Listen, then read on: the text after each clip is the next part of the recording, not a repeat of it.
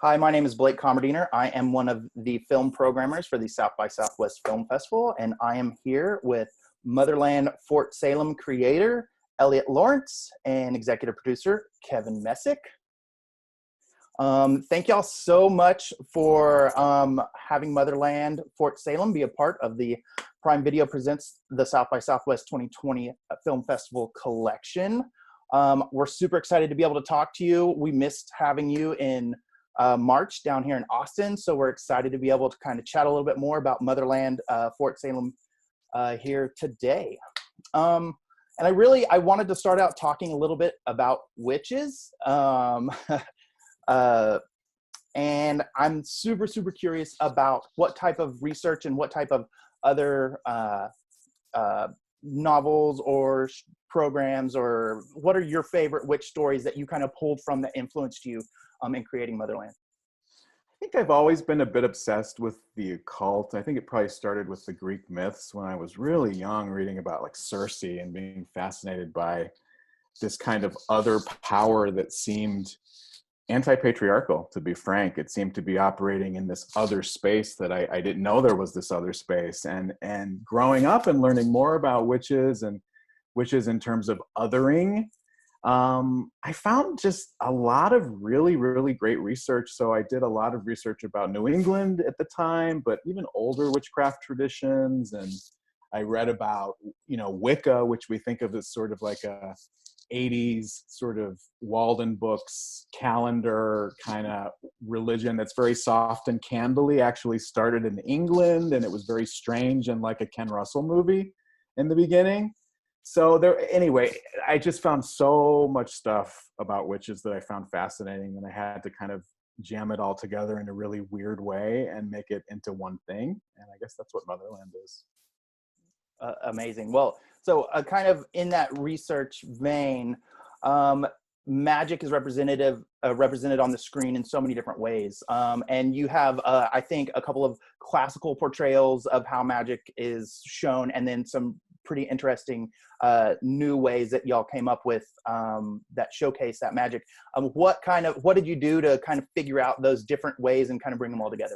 Well, I just wanted it to feel really new. Like, as I said, I love all magic stuff, but I didn't want it to be like spell booky and sound like Latin, and I didn't want anything sparkly or purple or any kind of mist. I wanted to kind of make it fantasy through a sci-fi lens. So I wanted it to, it's definitely magic that's happening there, but it is viewed sort of scientifically. And in this case, it's about sound frequency. And so it's not so much about magic words that you learn, it's about magic frequencies of sound and how hard it is to hit them. And it's a bit like going to Juilliard, and just, there's a lot of rigor and vocal training. And I don't know, that felt like a new way into it. And I kind of wanted to both destroy and uphold the lore somehow. So hopefully it does that.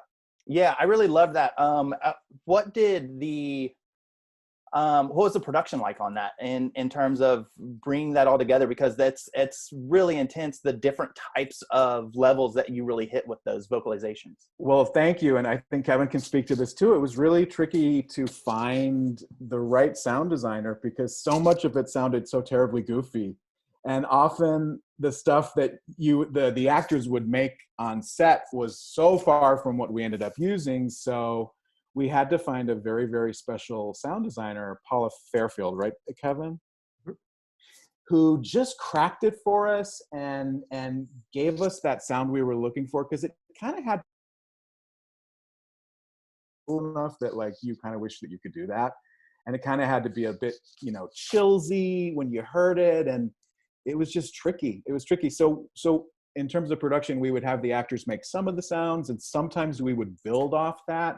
But sometimes Paula would come back with stuff that was like made out of broken glass or, wind. She was incredibly creative and really tricky. And we didn't have that piece until deep in post. I mean, it would have been great if we would have found the person that ultimately cracked the sound design prior to shooting, and knock on wood for a season 2. We'll try to do that next time. But the other hard part was that it was such a unique part of Eliot's imagination that there were no reference materials for it. It was literally, Eliot, does this sound right? Because and there's nobody else that could tell us one way or the other. We all knew if it sounded wrong, but Eliot's the only one who could tell us if we kind of thread the needle on it.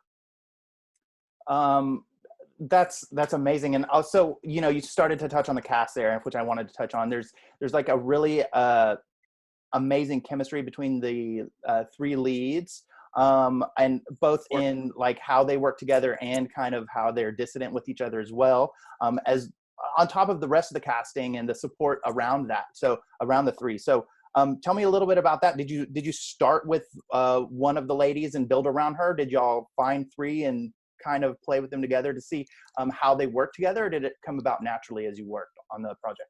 It was a long journey. It was really, we looked at so many young women to really nail these very archetypal feelings I was after, kind of like what Kevin was saying about the sound. I was after these very specific, recognizable, but unique kind of psychological archetypes, all of which were risky. Like, if Raelle were kind of too downtrodden and too burdened by the past, you wouldn't want to watch her, And if Abigail were too haughty and too sort of snooty pants, she wouldn't be endearing. So finding actors, Tally is another example, like, she has this brimming enthusiasm for life and this curiosity that could get really annoying, but somehow we had to find people who could master those really strange qualities.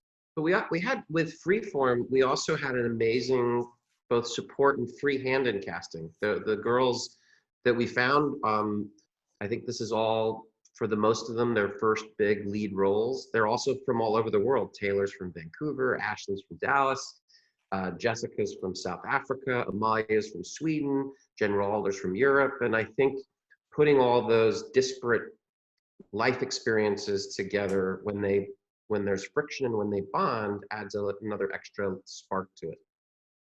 Yeah, they're really strong, like all around for sure. Now, let's see here. On top of that, you showcase a lot of racial and sexual diversity. So how important was that for you to make sure that it portrayed the LGBTQ community and the people of color accurately? And then how did that also play into that casting as you were moving around and looking through it all? I create the worlds that I see and want to see. So including LGBTQ content was kind of a given. And we're lucky that we wound up at a network that was a kind of allowed that to be front and center in a cool way. And also allowed it not to be hyper explained, because within this culture of American military witchery, stuff like race and sexuality gets really blurry and unimportant in the face of this larger fact, which is I'm a witch. When I turn 18, the Army owns my body for the rest of my life, and all of my kids in perpetuity conscript in the Army. It's such a huge thing that these other classifications get really, really insignificant. And in terms of race, there's a lot of mythology with the story that in the early days after Alder, won some early victories for the Massachusetts Bay Colony, it was suddenly there was an imperative to find more witches. And she found so many powerful witches among the population of enslaved African Americans that those people became the sort of early military elite. And so there's a bit of a white supremacy flip in this pocket matriarchy that felt complementary and exciting and kind of provocative. And I don't know. So finding those people was really hard. And I think we got all of the Black background players in Vancouver. I think we got them all because they're very present in the show. And I just think it's beautiful. Yeah, it's very natural, very seamless. It is very beautiful how you brought that together. So let's see here. I know that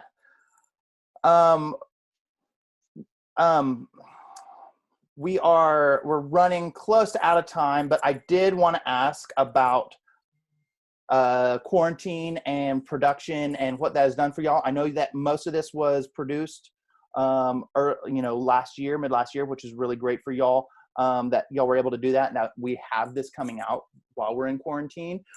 So how do you feel about that? Has it caused any other problems in post or anything else that y'all were still working on? We were so lucky in that we were truly done by the time this started to get crazy. And I don't know, this might be the kind of thing that I just tell myself at night when I get worried, but I do believe the quarantine is offering a little bit more space and time to bite into a really meaty, complicated world. And it's a world that is not always kind of explained right away or spoon-fed. It's a world that sort of gives you what you need to know, and hopefully it kind of accumulates as you get friendly with the season and keep watching. And I don't know, there's something about the quarantine that could be complementary to that, I think. Yeah, and another I guess question caveat to that, because this you've had this that you've worked on it over the last year and everything before this happened. I did want to kind of know and dig into some of the real world kind of influences that you kind of took and put into that story. In terms of the whole story? Yeah. Well, I mean, just in terms of sound, I keep thinking about, do you remember, I don't know, about a year and a half ago, there was that stuff about the diplomats who came back from Cuba. Yeah, absolutely. And they had all heard this weird sound. And so it was this idea of militarized sound, which already sounds so close to magic and sci-fi anyway. So I was thinking about that. But, I just think it's in a way, the show, without sounding too heavy, is a bit of a reckoning with American history and all of that stuff. So I think it all goes into Motherland. In this terms of the spree, I've definitely looked at a lot of terrorist organizations and how they operate and what makes those people feel like it's essential for them to believe in that stuff. So I don't know, I grabbed from a lot. Can you think of anything else, Kevin? You grabbed from the headlines? I think, well, flipping everything from gender and power to patriotism, there's a scene in the pilot where one of the girls is at an airport and there's both disdain and awe, right? Like they're people that don't like witches because they represent other, and then people that will give up their seat for them. And I think that's definitely something that's kind of in the kind of the center of the culture right now, that the show embraces and explores. And if we're fortunate enough to get to season 2, Eliot's got some amazing ideas for how to continue that. Yeah, I really look forward to that. How far do you have your plot line out? How many seasons is your optimal number? Oh my goodness, 7, 8. I tried to do this as a book years ago, so I sort of planned out like the big moves of 7 books. So let's keep going. That's my dream. Fantastic. Well, we look forward to it. Kevin and Eliot, thank y'all so very much for joining us. Thanks to Freeform for bringing Motherland Fort Salem to life and joining with us with South by Southwest. And thanks to Prime Video for bringing this collection together.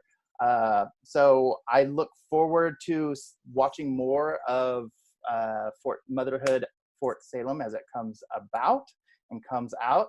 And I look forward to seeing future episodes as well in seasons to come.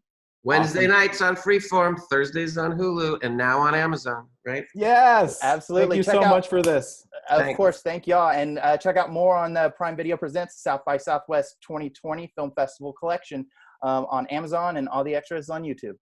Awesome. Thank you so much. Thanks. Bye.